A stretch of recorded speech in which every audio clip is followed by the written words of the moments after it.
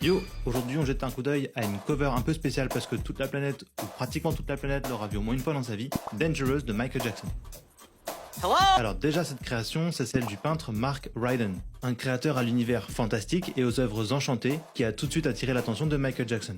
C'est lui par exemple qui a créé la pochette de l'album One Hot Minute des Red Hot Chili Peppers. Et pour cette nouvelle création, qui à l'époque est extrêmement importante parce que Michael est à son prime, Mark va être invité par l'artiste à venir écouter l'album en exclusivité en studio avec l'artiste. Sur place, le peintre va dresser une première esquisse de la pochette et contrairement à ce que l'on pourrait penser au premier abord, c'est pas le titre Dangerous qui va influencer l'artiste, mais Leave Me Alone. En apprenant que son morceau l'avait beaucoup influencé, Michael va inviter Mark à venir aussi découvrir le clip chez lui à Netherlands. L'artiste va alors intégrer l'effet patchwork à son travail et imbriquer une cinquantaine d'éléments autour du regard mystérieux de l'artiste qui semble se cacher derrière un masque, ici l'ensemble de son univers. On va pas rentrer en détail dans les choix des illustrations qui composent la pochette, pour ça je vous laisse aller voir les vidéos dédiées à ce sujet. Par contre, il y a une phrase de Mark qui m'a beaucoup touché et je voulais vous la transmettre. À l'époque, on m'a souvent répété que si les éléments ne pouvaient pas s'intégrer au format de la pochette, alors cela serait jugé comme inutile. Je ne pouvais pas me résoudre à faire dans la simplicité, mon esprit perfectionniste m'empêchait d'édulcorer ma vision. C'est à mon sens ce qui donne toute la profondeur à la pochette. On peut noter plein de détails aujourd'hui considérés comme superflus,